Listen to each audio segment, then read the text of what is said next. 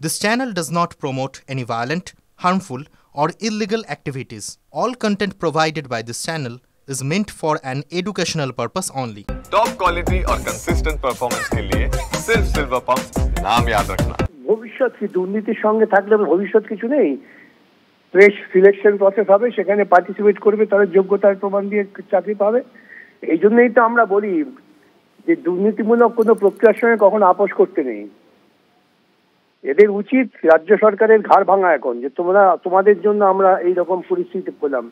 গোটা দেশ জেনে গেলে এত বড় একটা দুর্নীতি হয়েছে, 26,000 নিয়োগ বাতিল হয়েছে। ওরা তো কম চেষ্টা করেনি।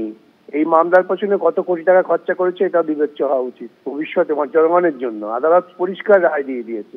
কিছু একটা অংশ যাদের বিরুদ্ধে নির্দিষ্ট কোনো অভিযোগ পাওয়া যায়নি তাদেরটা হয়তো আপাতত ফেরত দিতে হবে না। আমি এইটাই আমার সওয়াল ছিল যে 3 মাসের মধ্যে ফ্রেশ রিক্রুটমেন্ট প্রসেস করে শেষ করুক। সেটাই তো সুপ্রিম কোর্ট আপিল করেছে।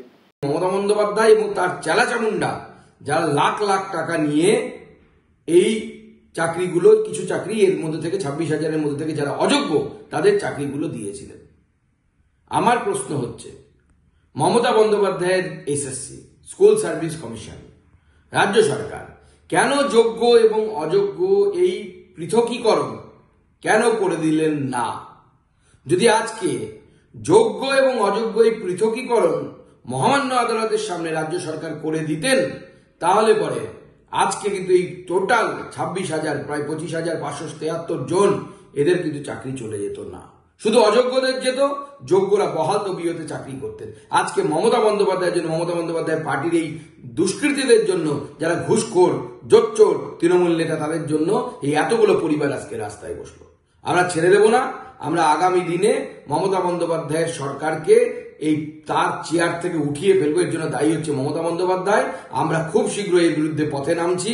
ভারতীয় জনতা পার্টির বিরুদ্ধে আন্দোলন করবে। রামনবমী পার হয়ে গেলেই ভারতীয় জনতা পার্টি পূর্ণ শক্তি দিয়ে এর বিরুদ্ধে নামবে। পশ্চিমবঙ্গে যে অরাজক অবস্থা তৈরি হবে, কতগুলো পরিবার চূড়ান্ত ধ্বংসের দিকে এগিয়ে যাবে, তার জন্য দায়ী কে? দায়ী তৃণমূল কংগ্রেসের লোভ, দায়ী তৃণমূল কংগ্রেসের প্রাতিষ্ঠানিক লুট, দায়ী তৃণমূল কংগ্রেসের চাকরি বিক্রির প্রক্রিয়া। আমরা প্রথম থেকেই বলছি যারা অযোগ্য তাদের চাকরি যাক, কিন্তু যারা যোগ্য এর মধ্যেও তো আছেন যাদের মেধার উপরে ভিত্তি করে চাকরি পেয়েছিল, কিন্তু এদের পদ্ধতিগত ত্রুটির কারণে তারা যে পরিস্থিতির শিকার হয়ে গেল, তাদের চাকরি যেন থাকে তার জন্য কোনো না কোনো ব্যবস্থা নিতে হবে। আজকে এই পরিস্থিতি তৈরি হলো পশ্চিমবঙ্গে, গোটা স্কুল শিক্ষা ব্যবস্থা ধ্বংস হয়ে গেল শুধুমাত্র তৃণমূল কংগ্রেস এবং তৃণমূল কংগ্রেসের জন্য। 1 বছর সময় পেয়েছিল আমাদের রাজ্যের সরকার যে কারা যোগ্য কারা যোগ্য না তা স্পষ্ট করবে।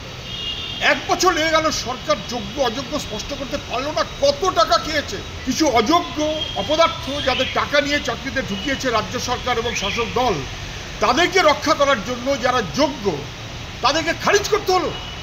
সরকার দাঁড়ালো অযোগ্যদের পাশে। যে সরকারের অপদার্থতায় এবং যে সরকারের দুর্নীতির ভয়াবহতায় কার্যত যোগ্য ছেলে মেয়েদের চাকরিও চলে গেল, তাদের কার্যত বার করে দেওয়া হলো। লাথি মেরে এই সরকারকে বাতিল করা উচিত। যারা মন্ত্রিসভা এই অপরাধের সঙ্গে যুক্ত আছে তাদেরকে সিবিআই হেফাজতে নিয়ে প্রয়োজনে তদন্ত করুক।